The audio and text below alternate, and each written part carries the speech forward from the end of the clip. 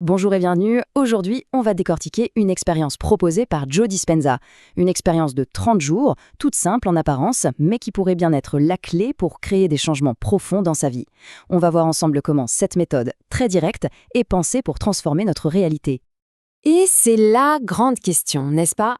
Est-ce que c'est vraiment possible de changer sa vie en seulement 30 jours? Ça peut paraître un peu fou. Pourtant, si on regarde de plus près ce processus, eh bien, il est puissant, il est concret et il suggère que la réponse pourrait bien être un grand oui. Alors, par où on commence? Eh bien, la toute première étape, elle est assez contre-intuitive en fait. On pourrait penser qu'il faut tout de suite se projeter, visualiser le futur. Mais non, pas du tout.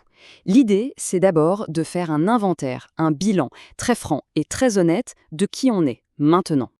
L'idée, c'est vraiment de tout mettre sur papier. Absolument tout.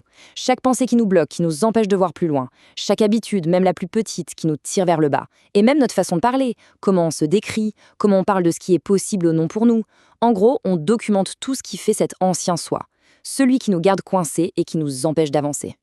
Mais attention, le but ici, c'est pas du tout de se juger. C'est juste de prendre conscience. C'est ça le point crucial. En fait, c'est la base de la neuroplasticité. Pensez-y. Comment voulez-vous changer un circuit dans votre cerveau si vous ne savez même pas qu'il existe? C'est impossible. Sans cette prise de conscience, on reste un peu comme des robots prisonniers de nos vieux schémas, à répéter sans cesse les mêmes choses jour après jour.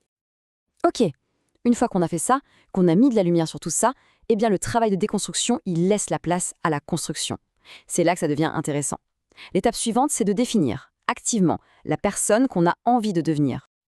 Et là, il faut être super précis. On n'est pas dans les vœux pieux ou les souhaits un peu flous, hein. Non. Il s'agit de décrire très clairement les comportements de cette nouvelle personne. Concrètement, comment est-ce qu'elle pense? Comment est-ce qu'elle agit au quotidien? Comment est-ce qu'elle parle? Et le mot d'ordre ici, c'est la pratique. C'est pas un truc qu'on fait une fois et puis c'est fini. Non. C'est une répétition, tous les jours.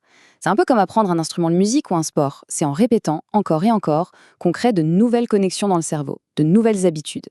Le but, c'est que ces nouveaux comportements deviennent plus naturels, plus automatiques que les anciens. Quand on y pense, le contraste est juste énorme. D'un côté, on a un état où on est en mode pilote automatique. On réagit aux choses sans réfléchir, défini par toute notre passé.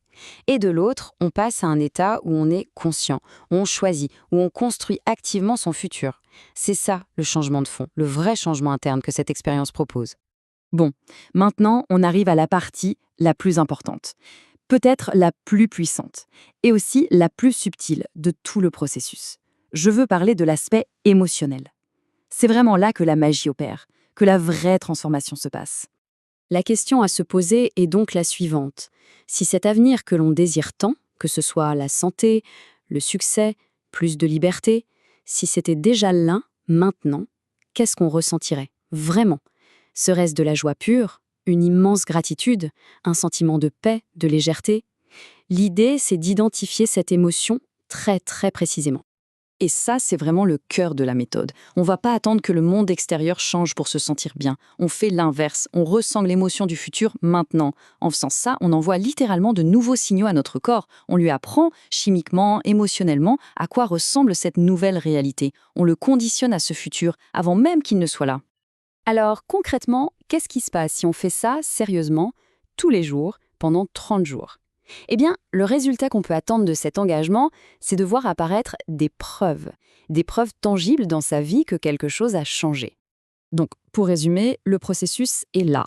C'est un double engagement de tous les jours. D'un côté, on prend conscience de qui on ne veut plus être pour s'en détacher, et de l'autre, on prend conscience de qui on veut devenir, et on s'entraîne à l'être. Et le carburant de tout ça, le liant, c'est l'émotion du futur ressenti aujourd'hui. Il faut bien comprendre une chose, ce n'est pas un coup de baguette magique.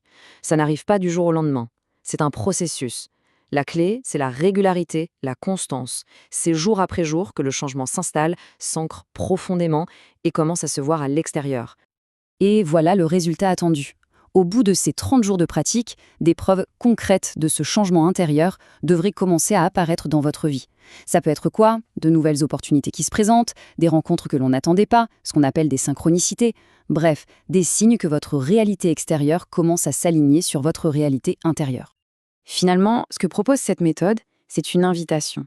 L'invitation à arrêter d'être une victime des circonstances et à devenir le créateur ou la créatrice de sa propre réalité.